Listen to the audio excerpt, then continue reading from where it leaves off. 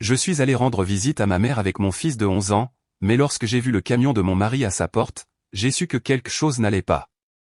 Je me suis approché silencieusement de la fenêtre. Ce que j'ai entendu dire à l'intérieur a brisé mon monde. Avant de continuer, veuillez écrire dans les commentaires dans quel pays vous regardez cette vidéo. Et si c'est votre première fois sur cette chaîne, veuillez vous abonner. Votre soutien nous aide à vous proposer encore plus d'histoires de vengeance épique de la vie. Bonne écoute. Les feuilles d'automne craquaient sous mes pieds alors que je restais figé derrière la fenêtre de la cuisine de ma mère. Mon fils de 11 ans, Julien, me serrait la main si fort que ça faisait mal. Mais rien ne pouvait se comparer à la douleur qui me transperçait la poitrine en écoutant les deux personnes en qui j'avais le plus confiance au monde détruire tout ce que je croyais savoir sur l'amour, la loyauté et la famille. Elle est tellement brisée, Élise. Toujours à pleurer, toujours à avoir besoin. Je n'en peux plus. La voix de mon mari, Marc, portait à travers le verre fin comme un couteau dans mon cœur. Le rire de ma mère était vif et cruel. Je t'avais dit de ne pas l'épouser, n'est-ce pas? J'ai toujours dit qu'elle était trop faible pour un homme comme toi. Trop abîmée. Les mots me frappaient comme des coups physiques. Mes jambes défaillirent. Julien leva les yeux vers moi avec des yeux confus, sentant que quelque chose de terrible se passait, mais sans comprendre quoi. Je posai mon doigt sur mes lèvres, lui disant de rester silencieux, même si mon monde entier s'écroulait autour de nous. L'argent de l'assurance décès de son père en valait la peine pendant un temps. Marc continua, sa voix décontractée comme s'il parlait de la météo. Mais maintenant, il n'en reste presque plus. J'en ai fini de jouer l'époux attentionné pour quelqu'un d'aussi pathétique. Je dus me agripper au rebord de la fenêtre pour ne pas tomber. L'argent de l'assurance. L'argent que je croyais que nous mettions de côté pour les études de Julien. L'argent qui était censé sécuriser notre avenir. Il m'avait utilisé tout ce temps. « Qu'est-ce que tu vas faire ?» demanda ma mère. J'entendais l'excitation dans sa voix, comme si elle prenait plaisir à cette conversation. « Je vais la quitter. Tout prendre. Elle est si faible et brisée. Elle ne me résistera même pas. Elle va juste pleurer et accepter comme elle le fait toujours. C'est alors que quelque chose en moi est mort. La partie de moi qui croyait encore à la bonté, à l'amour, à la famille. Mais de ces cendres, autre chose est née. Quelque chose de froid et de calculateur. Quelque chose qui ferait en sorte que Marc et ma mère apprennent exactement ce qui arrive quand on sous-estime une femme qui n'a plus rien à perdre. J'ai éloigné Julien de la fenêtre et j'ai marché silencieusement jusqu'à ma voiture, mon esprit déjà en train de bouillonner de plans. Ils me pensaient faible. Ils me pensaient brisé. Ils allaient bientôt découvrir à quel point ils se trompaient. Avant de continuer, veuillez écrire dans les commentaires dans quel pays vous regardez cette vidéo. Nous adorons savoir d'où notre famille mondiale se connecte. Et si c'est votre première fois sur cette chaîne, veuillez vous abonner. Votre soutien nous aide à apporter encore plus d'histoires de vengeance épique de la vie. Bonne écoute. 3 mois plus tôt, je vivais ce que je pensais être une vie parfaite. Enfin, aussi parfaite que la vie pouvait l'être pour quelqu'un comme moi. Mon nom est Rebecca, et j'ai passé la majeure partie de mes 32 ans à croire que je n'étais pas assez bien pour les bonnes choses qui m'arrivaient. Le matin qui allait tout changer commença comme n'importe quel autre mardi. Je me réveillai dans notre confortable maison de 3 chambres dans la rue des Lilas. La même maison que Marc et moi avions achetée quand Julien n'avait que 2 ans. La même maison où je pensais que nous vieillirions ensemble. Marc était déjà levé, douché et habillé de son uniforme de travail bleu. Il dirigeait une petite entreprise de construction, et il était bon dans ce qu'il faisait. Tout le monde en ville le respectait. C'était le genre d'homme avec qui les autres hommes voulaient être amis, et que les femmes trouvaient attirant. Je n'ai jamais tout à fait compris ce qu'il voyait en moi. « Bonjour, ma belle », dit-il, m'embrassant le front alors que je titubais dans la cuisine dans mon vieux peignoir. « Le café est prêt. » Je lui souris, mon cœur faisant ce petit battement qu'il avait fait depuis notre premier rendez-vous il y a 12 ans. Même après tout ce temps, même à travers toutes les difficultés que nous avions traversées, je me sentais toujours chanceuse d'être mariée à Marc Duval. « Julien est levé ?» demandai-je, me versant une tasse de café et ajoutant la crème que Marc m'avait laissée. Il se souvenait toujours des petites choses comme ça. Ou du moins, c'est ce que je pensais. Il dort encore. Je vais le réveiller dans quelques minutes. Marc consulta sa montre. J'ai ce gros chantier qui commence aujourd'hui. La rénovation de la maison des Rosiers pourrait me faire rentrer tard ce soir. Je hochai la tête, habitué à ces longues heures. L'activité de construction était imprévisible, surtout dans une petite ville comme Valmont. Nous avions appris à profiter au maximum du temps que nous avions ensemble.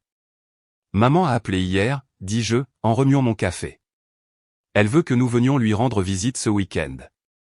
Ça fait un moment. Le visage de Marc changea pendant une seconde. Quelque chose vacilla dans ses yeux, mais ce fut si rapide que je crus l'avoir imaginé. Bien sûr, ma chérie. Ce que tu veux. En y repensant maintenant, j'aurais dû prêter plus d'attention à ce moment.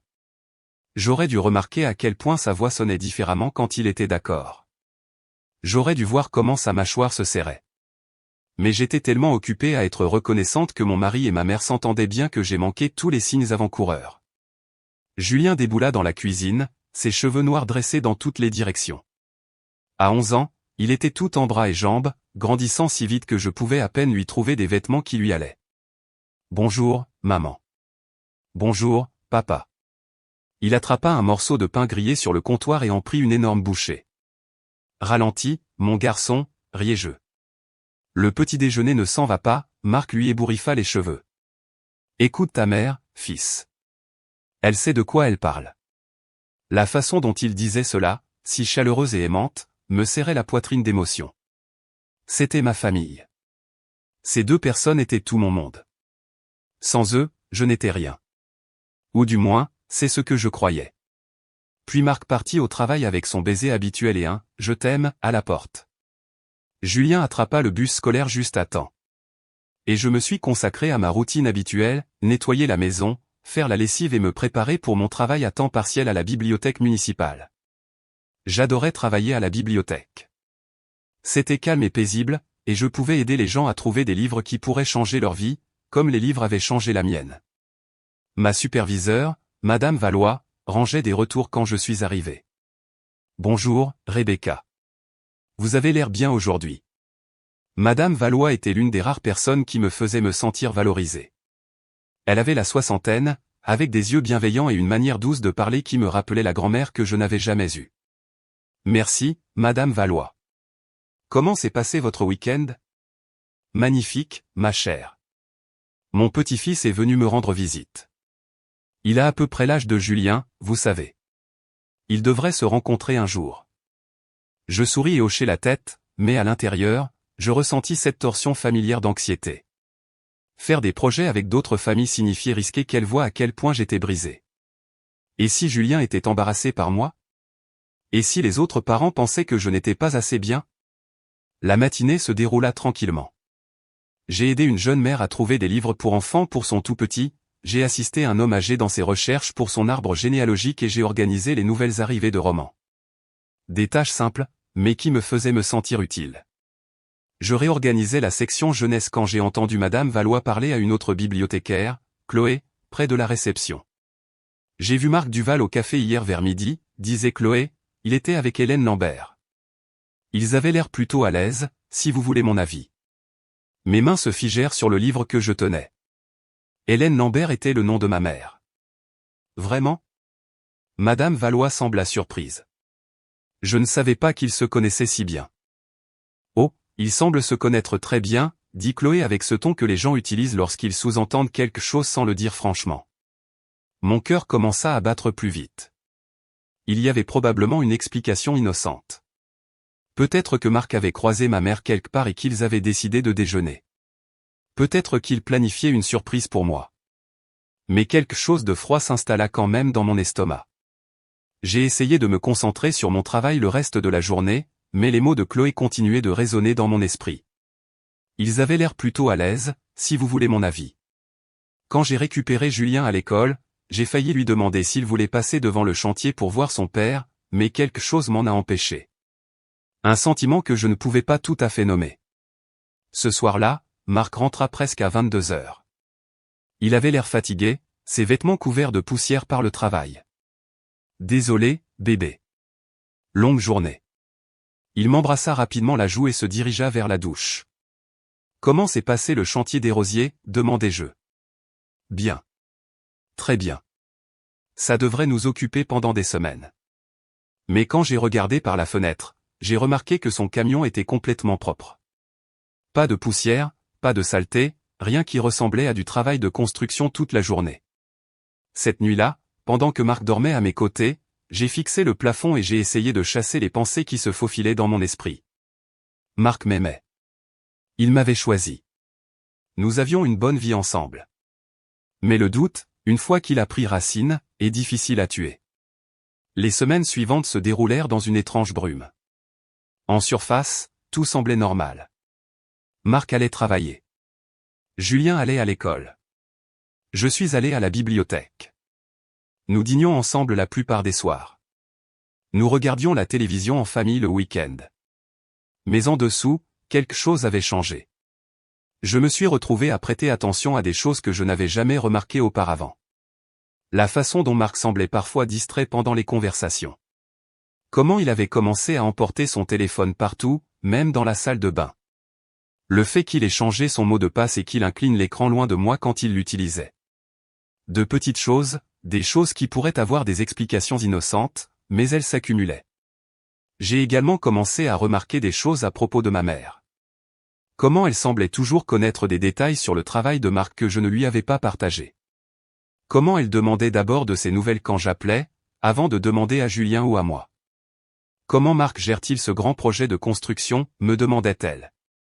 Mais je ne lui avais rien dit sur un grand projet de construction. Quand j'en ai parlé à Marc, il s'est juste contenté de hausser les épaules. Probablement entendu dans la ville. Tu sais comment les gens parlent à Valmont. C'était vrai.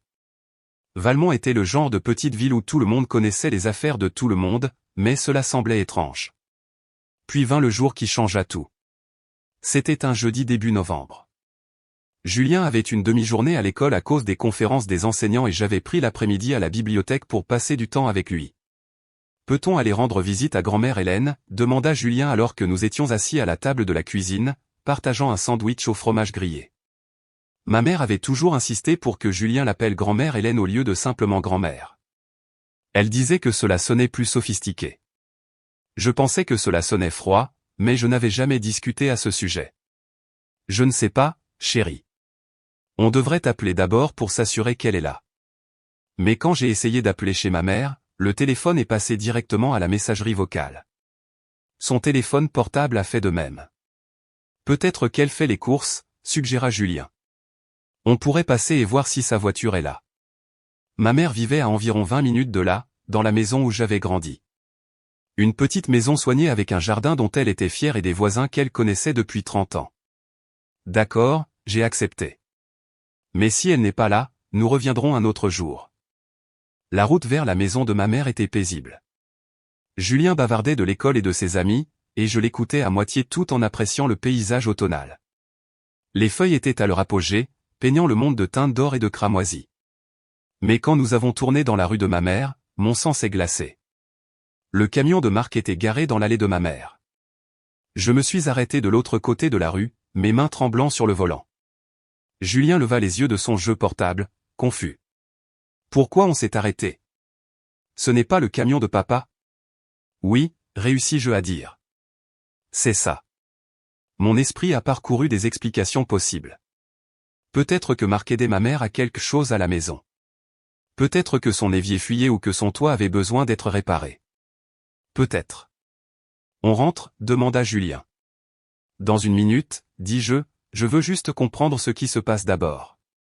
Quelque chose au fond de mon ventre hurlait danger. Chaque instinct me disait de ne pas aller frapper à cette porte, de ne pas annoncer notre présence. Nous avons marché tranquillement vers l'arrière de la maison. La fenêtre de la cuisine de ma mère donnait sur le jardin, et je savais par des années d'expérience d'enfance que l'on pouvait entendre assez clairement les conversations à l'intérieur depuis cet endroit. Ce que j'ai entendu a détruit mon monde. Elle est tellement brisée. Élise, toujours à pleurer, toujours à avoir besoin. Je n'en peux plus. La voix de Marc était fatiguée, frustrée, comme s'il parlait d'un fardeau qu'il portait depuis trop longtemps. Je t'avais dit de ne pas l'épouser, n'est-ce pas? La voix de ma mère était vive de satisfaction. J'ai toujours dit qu'elle était trop faible pour un homme comme toi. Trop abîmée. Je me suis agrippé au rebord de la fenêtre si fort que mes jointures sont devenues blanches. Mon fils de 11 ans, Julien, me serrait la main si fort, comme s'il comprenait bien ce qui se passait. L'argent de l'assurance décès de son père en valait la peine pendant un temps, continua Marc. Mais maintenant, il n'en reste presque plus. J'en ai fini de jouer l'époux attentionné pour quelqu'un d'aussi pathétique. Le monde bascula. Mon père était mort dans un accident de voiture il y a 3 ans, me laissant un héritage d'assurance vie substantiel. L'argent que Marc et moi étions censés mettre de côté pour l'avenir de Julien. L'argent qui était censé être notre filet de sécurité. « Qu'est-ce que tu vas faire ?» demanda ma mère, et j'ai pu entendre l'excitation dans sa voix. « Je vais la quitter. Tout prendre. Elle est si faible et brisée. Elle ne me résistera même pas. Elle va juste pleurer et accepter comme elle le fait toujours. » Ils rirent tous les deux alors. Ils ont réellement ri de ma douleur, de ma faiblesse, de ma confiance. Quand ma mère a-t-elle demandé bientôt, peut-être après les fêtes? Je ne veux pas gâcher le Noël de Julien.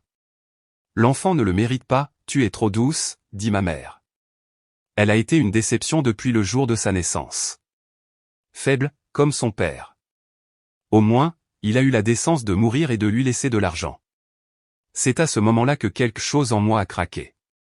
Pas brisé, craqué comme un élastique trop tendu. Mon père était un homme gentil et doux qui aimait les livres et m'avait appris que j'étais digne d'amour. Ma mère m'avait critiqué toute mon enfance, me disant que je n'étais pas assez intelligente, assez jolie, assez forte pour quoi que ce soit de bien. Je l'avais cru. J'avais passé toute ma vie d'adulte à être reconnaissante que Marc ait choisi la pathétique moi, brisée et faible. Mais maintenant, je connaissais la vérité. Il ne m'avait pas choisi. Il avait choisi l'argent de mon père. Et ma mère n'avait pas seulement été critique. Elle avait activement travaillé à détruire mon estime de soi afin qu'au moment venu, je sois trop brisé pour me défendre. J'ai marché vers la voiture sur des jambes instables. Julien leva les yeux vers moi avec préoccupation. « Maman, ça va? Tu as l'air très pâle. »« Je vais bien, chérie, » dis-je, ma voix étonnamment stable. Changement de programme. Nous rentrons. Mais le camion de papa? On ne devrait pas dire bonjour? Papa est occupé à aider grand-mère Hélène avec quelque chose. On le verra à la maison. Pendant que je m'éloignais de la maison de ma mère, Julien bavardant à l'arrière. Mon esprit travaillait déjà, planifiant, calculant. Il me pensait faible. Il pensait que je vais juste pleurer et accepter ce qu'il me faisait. Ils allaient bientôt découvrir à quel point ils se trompaient. Ce soir-là, j'ai fait quelque chose que je n'avais pas fait depuis des années. Je me suis vraiment regardé dans le miroir de la salle de bain. La femme qui me regardait en retour avait 32 ans, mais elle en paraissait plus âgée, fatiguée. Ses cheveux bruns étaient tirés en la même queue de cheval simple qu'elle portait depuis une décennie. Pas de maquillage, car Marc disait toujours qu'il m'aimait au naturel. Des vêtements pratiques et modestes, car tout le reste donnait l'impression de chercher une attention que je ne méritais pas. Je ressemblais exactement à ce que j'étais, une femme qui avait passé toute sa vie d'adulte à essayer d'être petite, silencieuse et reconnaissante pour les miettes d'amour que les gens lui jetaient. Mais derrière mes yeux bruns simples, quelque chose de nouveau brûlait. Quelque chose qui dormait depuis trop longtemps. Marc est rentré vers 23 heures, comme toujours. Il m'a embrassé sur la joue, a demandé comment s'était passée ma journée, m'a parlé de son emploi du temps chargé pour demain. Le parfait époux. Cette nuit-là, après que Marc se soit endormi, je me suis levé et je suis allé dans notre bureau à domicile. Nous y conservions tous nos registres financiers dans un classeur. Les registres que Marc gérait entièrement parce que j'étais trop émotive pour m'occuper des questions d'argent. Ce que j'ai trouvé était pire que ce que j'avais imaginé. L'argent de l'assurance décès de mon père, 20 000 €, qui était censé être le fonds universitaire de Julien, avait presque disparu. 10 000 € avaient été transférés sur un compte que je ne reconnaissais pas. 5 000 € supplémentaires avaient été retirés en espèces au cours des 6 derniers mois. Le reste avait été dépensé en choses qui n'avaient aucun sens. 4 000 € pour des rénovations qui n'avaient jamais eu lieu. 3 000 € pour du matériel professionnel pour l'entreprise de construction de Marc. Des milliers d'euros supplémentaires pour des dépenses que je ne pouvais pas identifier. Je suis resté dans ce bureau jusqu'à l'aube, examinant chaque papier, chaque relevé, chaque reçu, construisant une image de la façon dont j'avais été complètement trahi. Au lever du soleil, je savais 3 choses avec certitude. Premièrement, Marc me volait systématiquement depuis des mois, planifiant probablement sa stratégie de sortie. Deuxièmement, ma mère y avait participé dès le début. Les relevés téléphoniques montraient des dizaines d'appels entre eux, souvent à des moments où Marc m'avait dit qu'il travaillait. Et troisièmement, il m'avait gravement sous-estimé. Le lendemain matin, j'ai fait quelque chose que je n'avais pas fait depuis très longtemps. J'ai appelé malade au travail, non pas parce que j'étais réellement malade, mais parce que j'avais des choses à faire, des choses importantes. Après que Marc soit parti au travail et que Julien soit parti à l'école, je suis allé à la banque, notre banque, où j'étais cliente depuis 12 ans, où les guichetiers me connaissaient par mon nom. « Bonjour, Madame Duval », dit Sophie, la caissière principale. « Comment puis-je vous aider aujourd'hui ? » « Je dois parler à quelqu'un de mes comptes, dis-je. Tous mes comptes. Ce que j'ai appris lors de cette réunion a tout changé. Le compte que je ne reconnaissais pas, celui avec 10 000 € de mon argent, était un compte joint appartenant à Marc et à ma mère. Il l'avait ouvert il y a 3 mois. « C'est bien votre signature sur l'autorisation de transfert de fonds », expliqua le directeur de la banque, Monsieur Lefebvre. « Mais si vous ne vous souvenez pas l'avoir signé, je m'en souviens maintenant, mentis-je avec aisance.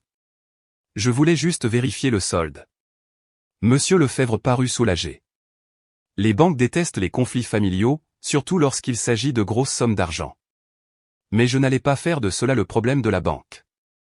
J'allais m'en occuper moi-même. Mon prochain arrêt fut la bibliothèque, mais pas pour travailler.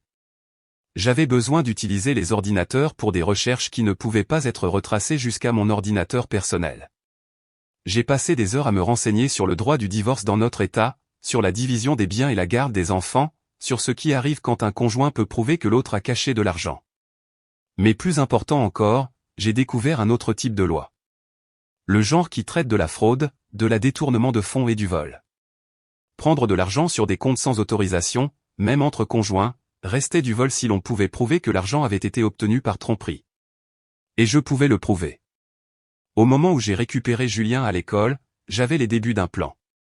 Pas seulement pour récupérer mon argent, mais pour m'assurer que Marc et ma mère paient pour ce qu'ils m'avaient fait.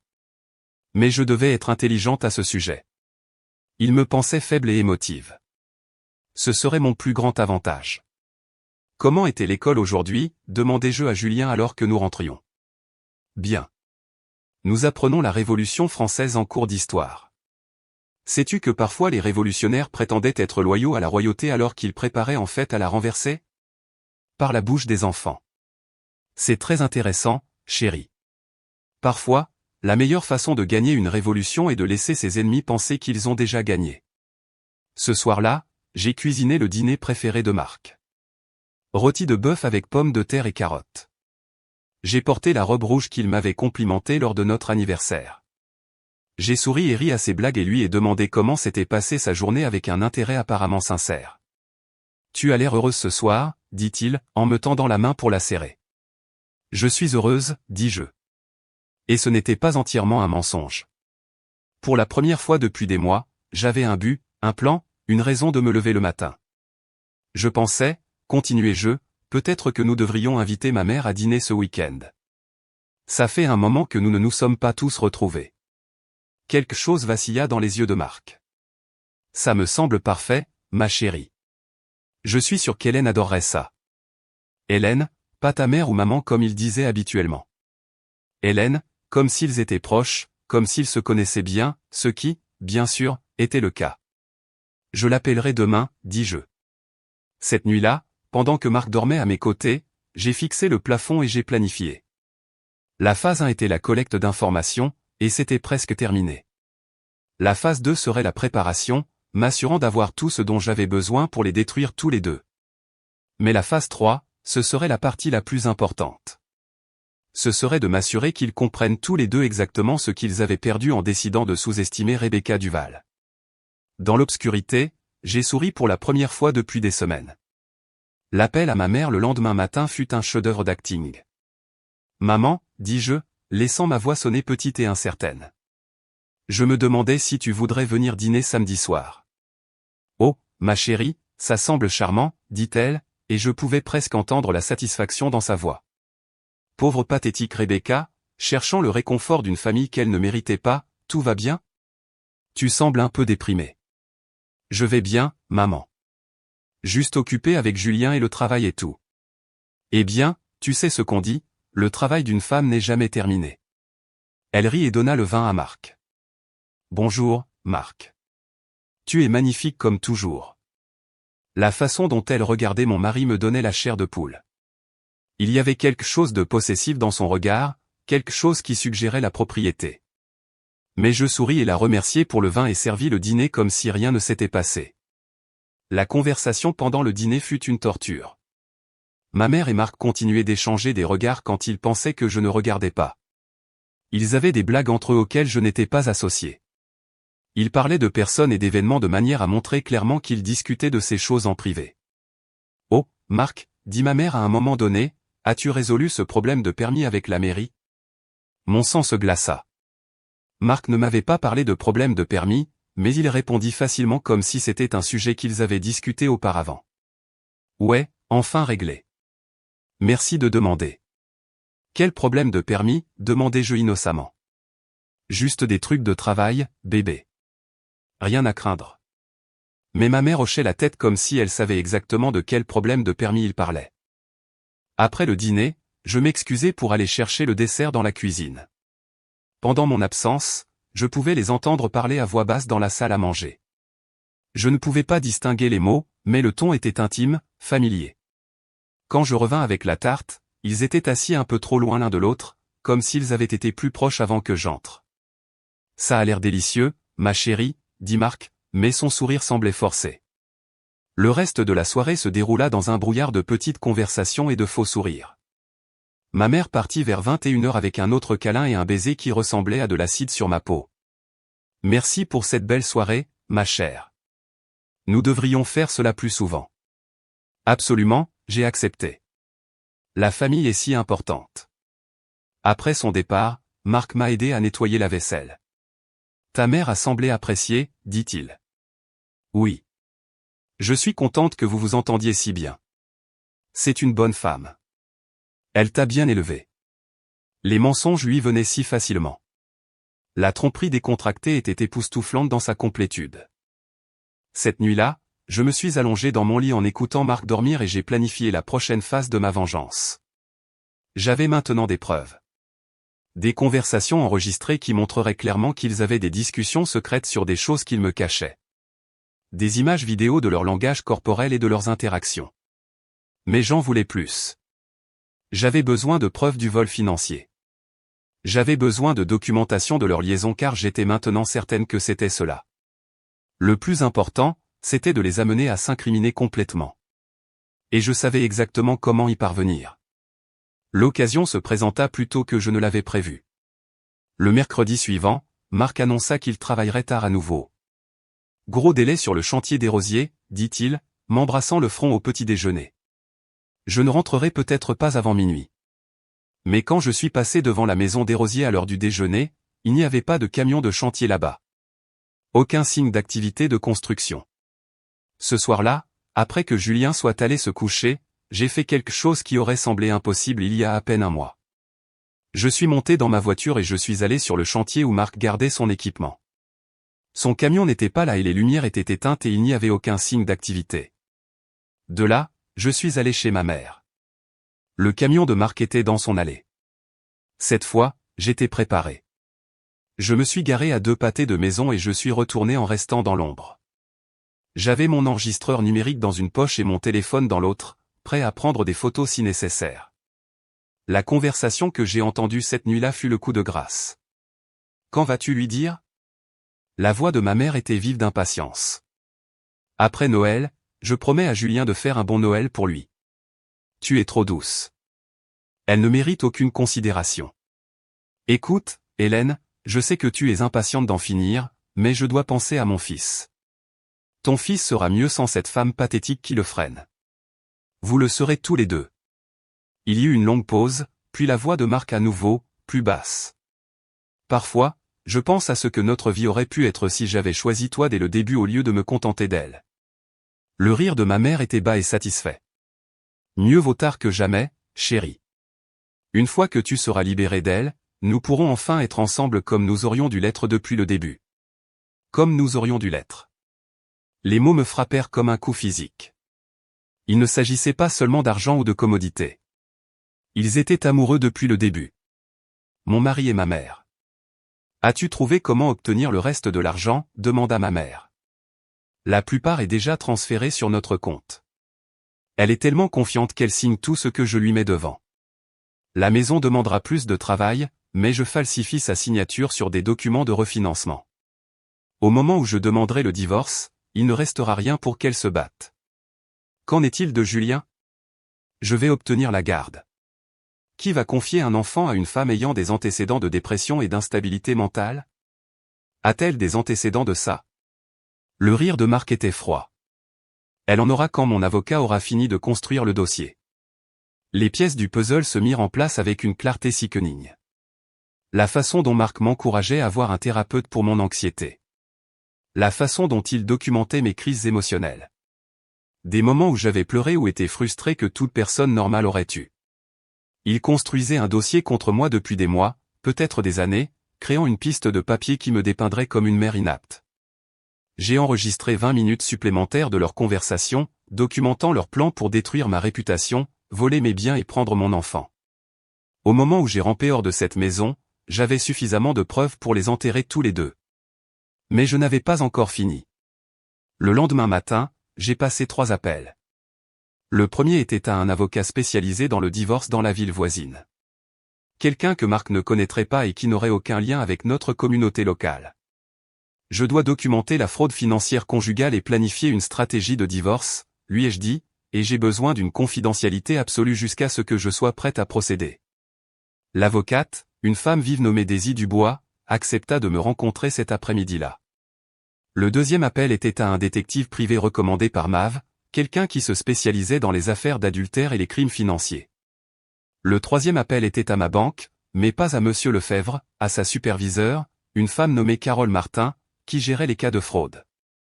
Je crois que mon mari falsifie ma signature sur des documents financiers, lui ai-je dit, et j'ai besoin de documenter cela, mais je ne veux pas qu'il sache que j'enquête encore. Carole fut professionnelle et sympathique. Nous pouvons certainement vous aider avec cela, Madame Duval. Quand pouvez-vous venir? Jeudi après-midi, j'avais une piste de papier documentant chaque chose illégale que Marc avait faite avec notre argent. J'avais des photos de lui chez ma mère alors qu'il était censé travailler. J'avais des conversations enregistrées prouvant leur liaison et leur plan pour me détruire. J'avais également obtenu un gel des comptes ordonné par la Cour, qui devait prendre effet au moment où je demanderais le divorce. Mais je n'étais pas encore prête à jouer ma main. Je voulais qu'ils creusent leur trou encore plus profondément.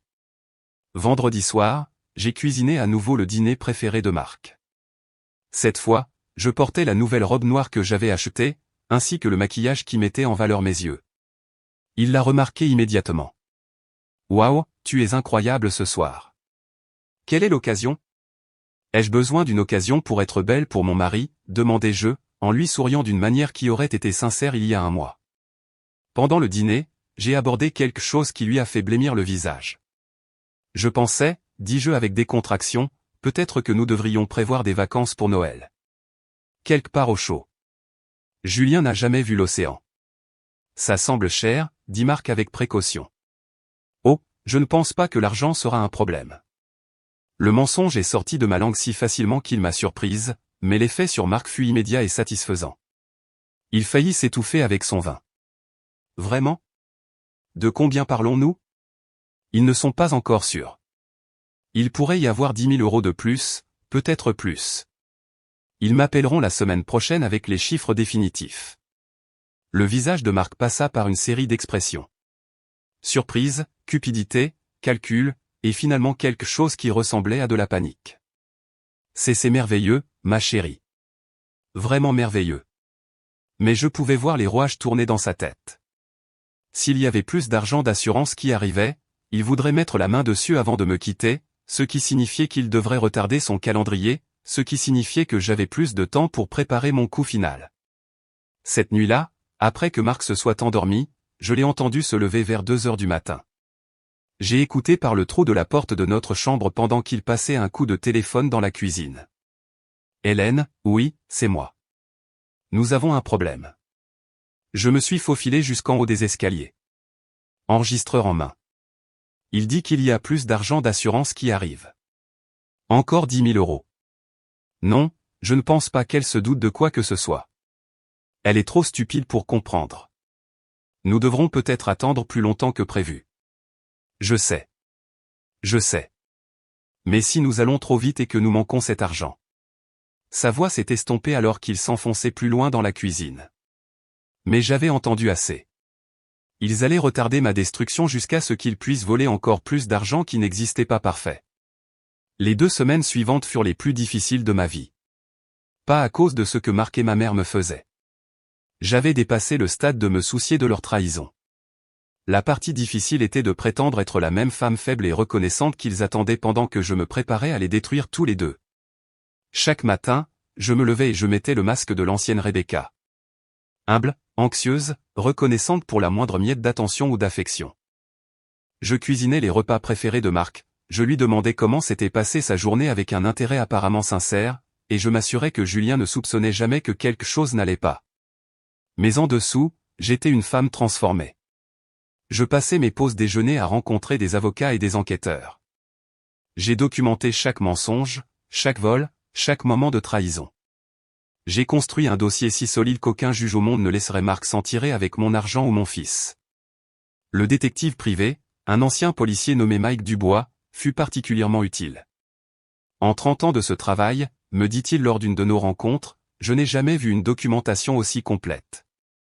Votre mari ne fait pas que tromper et voler. Il a créé une piste de papier qui prouve une intention criminelle. De quel genre de charge parle-t-on, demandai-je. Fraude, détournement de fonds, falsification. Si le procureur veut pousser l'affaire, il pourrait risquer 5 à 10 ans de prison. L'idée aurait dû me faire sentir coupable. C'était le père de mon enfant, l'homme que j'avais aimé pendant 12 ans. Mais tout ce que je ressentais était une satisfaction froide. Pendant ce temps, Marc devenait de plus en plus nerveux. L'argent imaginaire de l'assurance que j'avais mentionné était censé être traité par la compagnie, et il n'arrêtait pas de demander quand j'aurais des nouvelles. Ces choses prennent du temps, lui dis-je. Mais ils m'ont assuré que cela vaudrait la peine d'attendre. Ma mère devenait également impatiente. Elle commença à appeler plus fréquemment, toujours à demander de l'argent de l'assurance de cette manière décontractée qui n'était pas décontractée du tout. Des nouvelles de la compagnie d'assurance, ma chère? Pas encore, maman, mais j'espère bientôt. J'agissais surprise puisque je ne lui disais rien, mais elle me disait quand même des mensonges. Eh bien, tu sais ce qu'on dit, les bonnes choses arrivent à ceux qui attendent.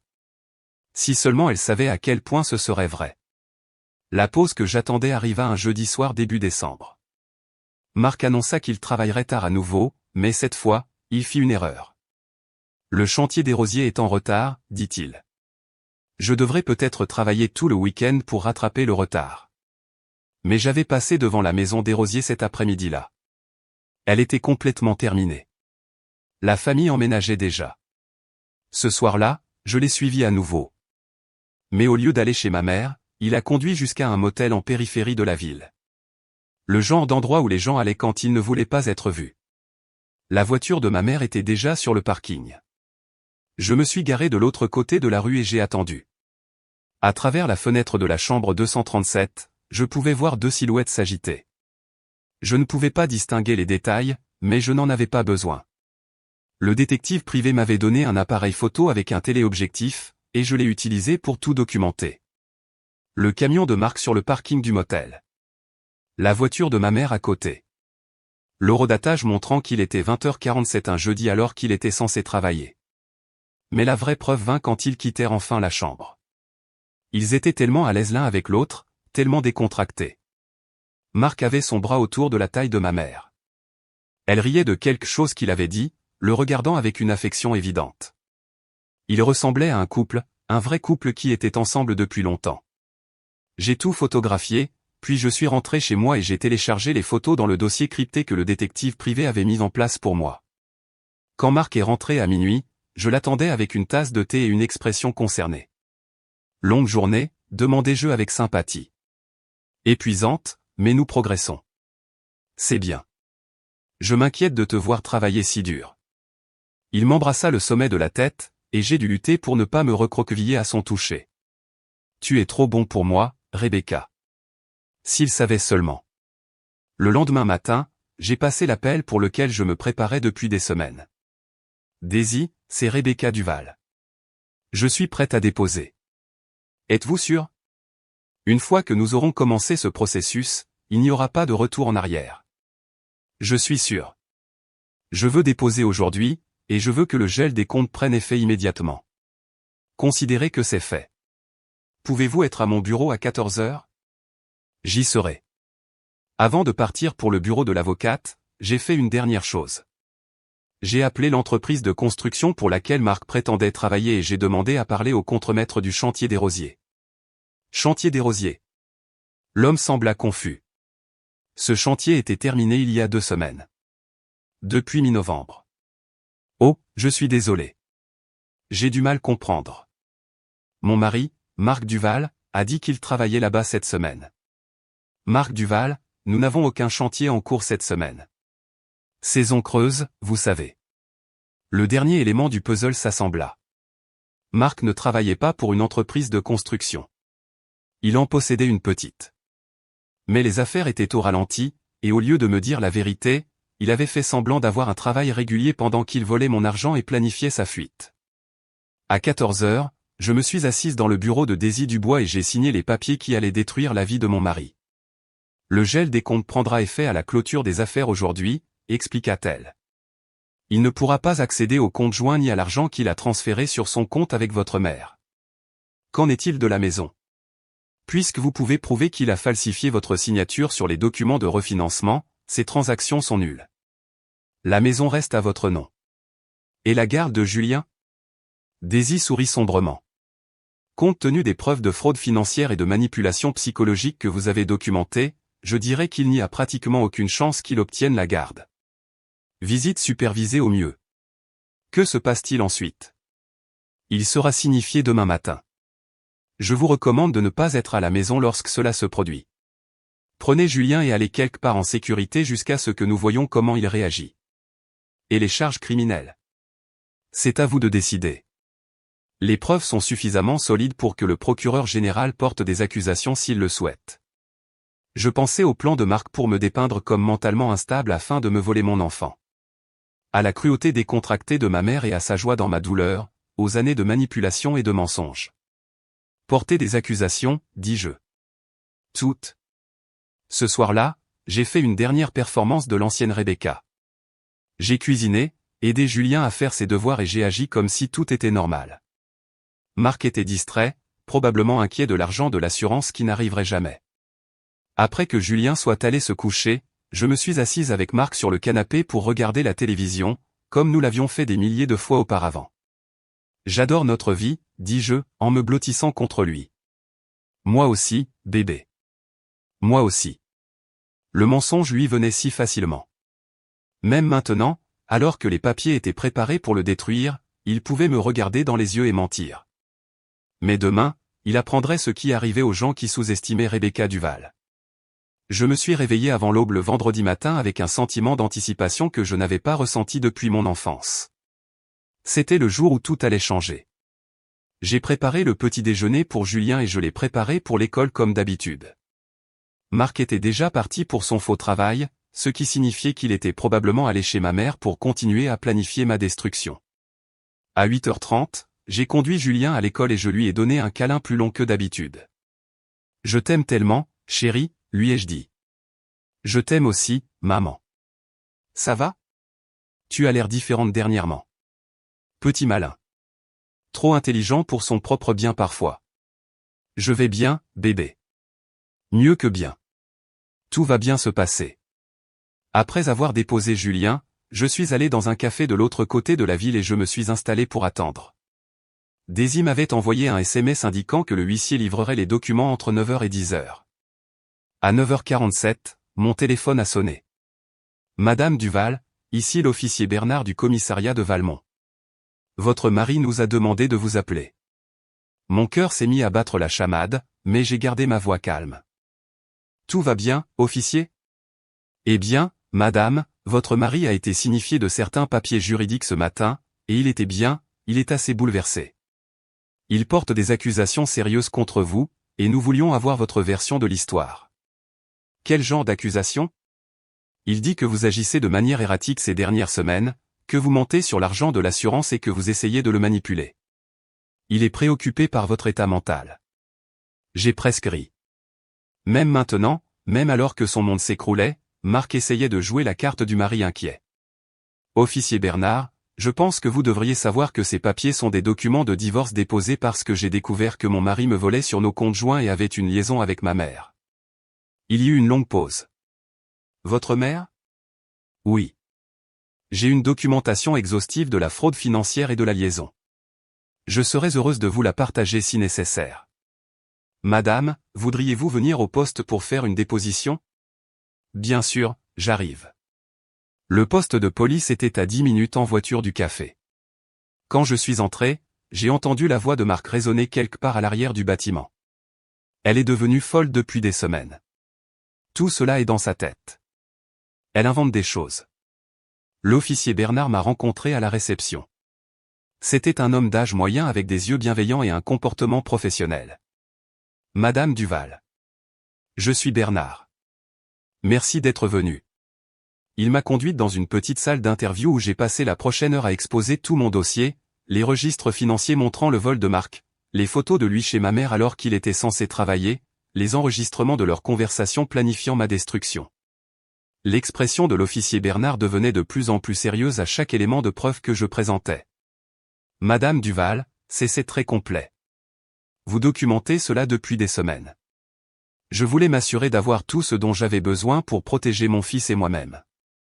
Ce que vous m'avez montré ici, cela constitue une fraude criminelle, potentiellement un détournement de fonds. Êtes-vous prête à porter des accusations? Oui, je le suis. Et votre mère? Elle est clairement impliquée là-dedans aussi. Je veux que des accusations soient portées contre elle aussi. L'officier Bernard hocha la tête. Nous devrons les interroger séparément. Votre mari est toujours ici, mais nous devrons amener votre mère. Elle est probablement chez elle ou au motel où ils se rencontraient. Nous la trouverons. En attendant, y a-t-il un endroit sur où vous pouvez rester? Monsieur Duval était bien, il ne le prend pas bien. Je pensais à Julien, qui sortirait de l'école dans quelques heures. À la maison, qui m'appartenait légalement, mais qui pourrait ne plus être un endroit sûr. Je trouverai quelque chose. L'officier Bernard me tendit sa carte. Appelez-moi si vous avez besoin de quoi que ce soit. Et Madame Duval, ce que vous avez fait ici en documentant tout si méticuleusement. Cela a demandé un vrai courage. Courage? C'était la première fois de ma vie d'adulte que quelqu'un me traitait de courageuse. J'ai quitté le poste de police et je suis allé à l'école de Julien. Il n'était que midi, mais j'avais besoin de le voir, de le tenir et de me rappeler pourquoi je faisais tout cela. Je l'ai trouvé à l'heure du déjeuner et j'ai demandé à son professeur si je pouvais lui parler en privé. Julien, chéri, j'ai quelque chose d'important à te dire.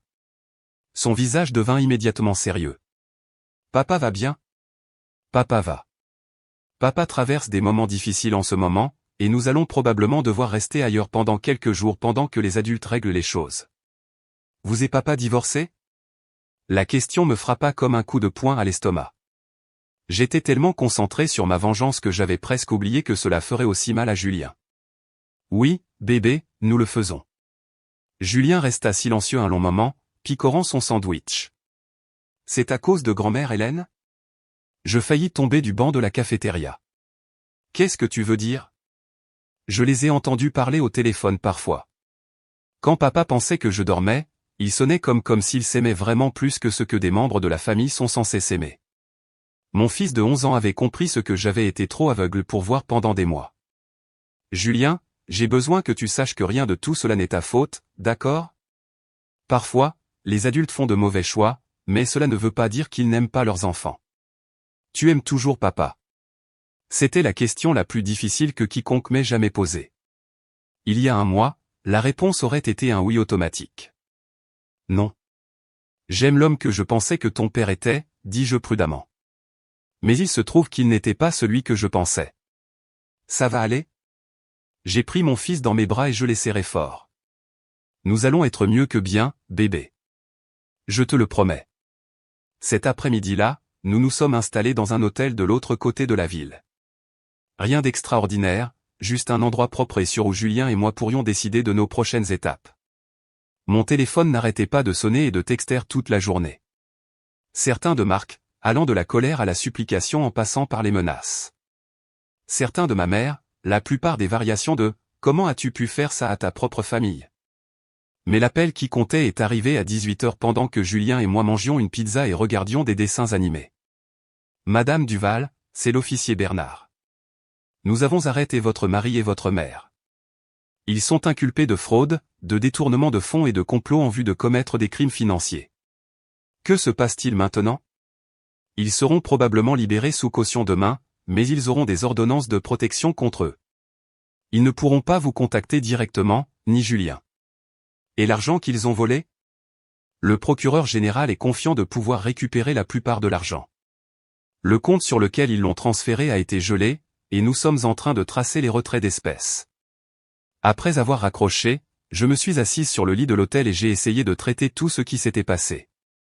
Ce matin, j'étais mariée à un homme que je pensais aimer, vivant dans une maison qui me semblait sûre, faisant partie d'une famille qui me semblait réelle. Ce soir, j'étais divorcée. Mon mari et ma mère étaient en prison, et toute ma vie s'était révélée être un mensonge élaboré. Mais pour la première fois depuis des années, je me sentais libre. Julien leva les yeux de son dessin animé. « Maman, tu pleures ?» J'ai touché mon visage et j'ai réalisé que je pleurais, mais ce n'étaient pas des larmes de tristesse. « Je vais bien, bébé. » Ce sont des larmes de joie. Des larmes de joie? Parfois, les adultes pleurent quand ils sont heureux. Quand ils se libèrent enfin de quelque chose qui leur faisait mal. Julien considéra cela sérieusement. Sommes-nous libres maintenant? J'ai regardé mon fils courageux, intelligent, merveilleux, qui méritait tellement mieux que la famille brisée que j'essayais de maintenir ensemble. Oui, Julien. Nous sommes libres. Le procès a eu lieu 6 mois plus tard, au printemps. À ce moment-là, Julien et moi nous étions installés dans notre nouvelle vie dans un petit appartement de l'autre côté de la ville. Ce n'était pas aussi grand que notre ancienne maison, mais c'était le nôtre d'une manière que cette maison n'avait jamais été. J'avais repris mon travail à la bibliothèque à temps plein, et Madame Valois avait été incroyablement solidaire pendant tout ce temps. Toute la ville avait entendu parler du scandale. Bien sûr, dans un endroit comme Valmont, les nouvelles de ce genre se propagent plus vite que le feu de forêt. Mais au lieu du jugement et de la pitié que j'attendais, la plupart des gens furent étonnamment solidaires.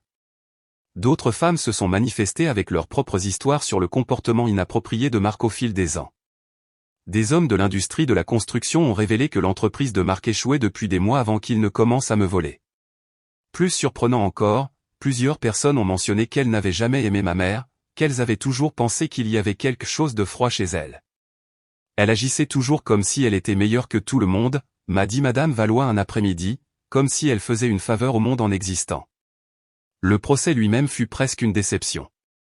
Les preuves étaient si accablantes que Marc et ma mère ont tous deux accepté des accords de plaidoyer plutôt que d'affronter un jury. Marc a reçu 3 ans de prison pour fraude et détournement de fonds. Ma mère a reçu 18 mois pour complot et son rôle dans le stratagème. J'étais dans la salle d'audience quand ils ont été condamnés. Marc me regarda avec un mélange de colère et de ce qui aurait pu être du regret. Ma mère me regarda comme si j'étais une étrangère qu'elle n'avait jamais vue auparavant. Aucun d'eux ne s'était jamais excusé.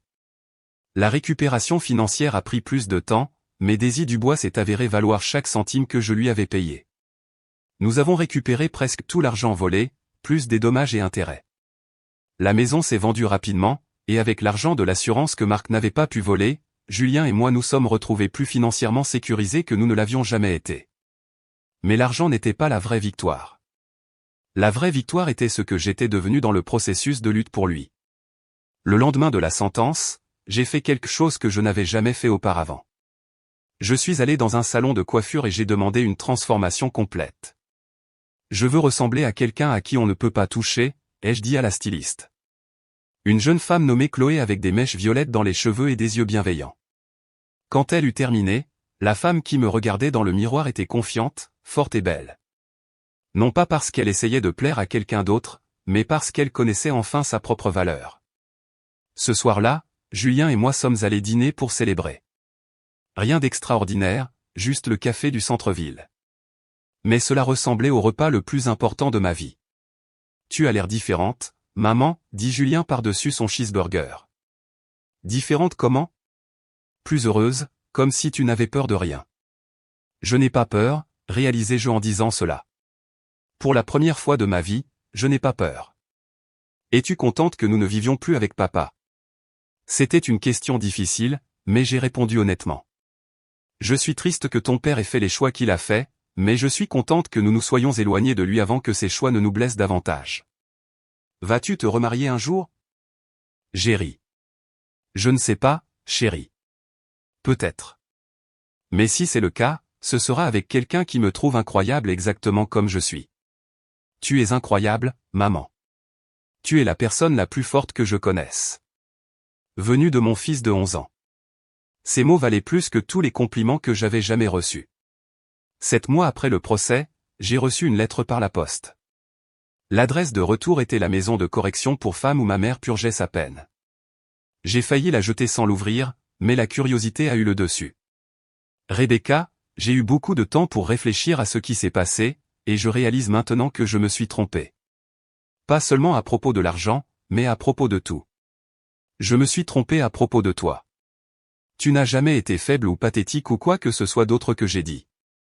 Tu étais juste confiante et j'ai profité de cette confiance. Je me suis trompé à propos de Marc aussi. Il n'a jamais été assez bien pour toi, et j'aurais dû le voir dès le début au lieu de l'encourager à te faire du mal. Mais surtout, je me suis trompé à propos de moi-même. Je pensais que je méritais mieux que la vie que j'avais. Et je me suis convaincu que prendre ce que tu avais me rendrait heureuse. Ça n'a pas été le cas. Ça a juste fait de moi une personne que je ne reconnais pas. Je ne m'attends pas à ce que tu me pardonnes. Je ne mérite pas le pardon, mais je voulais que tu saches que tu avais raison de te défendre. Tu avais raison de te protéger et de protéger Julien. Tu es plus forte que je ne t'ai jamais donné de crédit. Plus forte que je ne l'ai jamais été. Je suis désolé, Rebecca, pour tout. Hélène. J'ai lu la lettre, puis je l'ai pliée soigneusement et je l'ai mise dans le tiroir de mon bureau. Pas parce que j'étais prête à lui pardonner. Je n'étais pas sûre d'être jamais prête pour cela, mais parce que c'était la preuve que même les pires personnes peuvent reconnaître la vérité quand elles sont obligées de l'affronter. 1 an après le procès, Julien et moi avons emménagé dans une nouvelle maison. Rien de trop grand ou de trop chic, juste un endroit confortable avec un jardin où je pouvais cultiver les légumes que j'avais toujours voulu essayer. J'avais été promu bibliothécaire en chef après la retraite de Madame Valois, et j'aimais mon travail plus que jamais.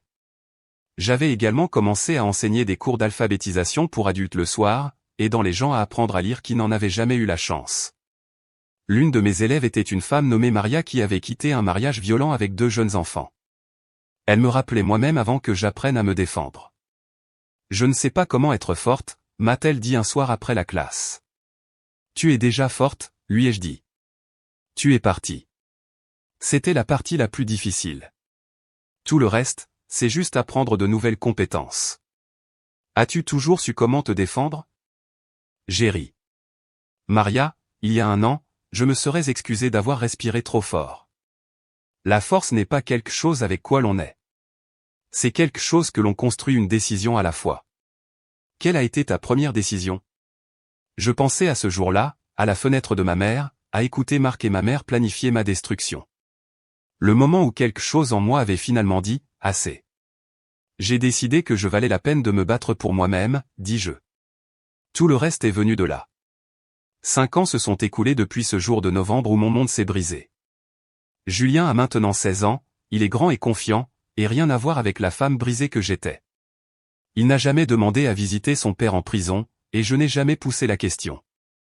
Marc a été libéré après avoir purgé 2 ans et demi de sa peine. Il a déménagé dans un autre état et n'a jamais essayé de nous contacter. J'ai appris par des amis communs qu'il travaillait à nouveau dans la construction, qu'il vivait dans un petit appartement, qu'il essayait de reconstruire sa vie. Ma mère a été libérée après 14 mois. Elle a déménagé en Floride pour vivre avec sa sœur, et nous n'avons pas parlé depuis son départ. Je ne suis pas sûr que nous le ferons jamais, et j'ai fait la paix avec ça. Les gens me demandent parfois si je regrette ce que j'ai fait. Si je pense que la vengeance valait la destruction de mon mariage et l'envoi de ma mère en prison, la réponse est toujours la même. Je n'ai pas détruit mon mariage. Marc l'a fait au moment où il a décidé de me voler et de me trahir avec ma propre mère. Je n'ai pas envoyé ma mère en prison. Elle l'a fait en choisissant de participer à un complot criminel contre sa propre fille. Tout ce que j'ai fait, c'est refuser d'être une victime. La femme que je suis maintenant serait méconnaissable pour la femme que j'étais il y a 5 ans. Je dirige la bibliothèque avec confiance et autorité. Je possède ma propre maison. J'ai voyagé dans des endroits que je n'aurais jamais pensé voir. Paris, Londres, Rome. Parfois seul, parfois avec Julien, toujours avec la certitude que je peux prendre soin de moi où que j'aille. J'ai eu quelques rendez-vous, mais je suis pressé de me remarier. J'aime trop mon indépendance et j'ai appris à être très prudente quant à qui je laisse entrer dans ma vie. Tout homme qui veut être avec moi doit gagner ce privilège.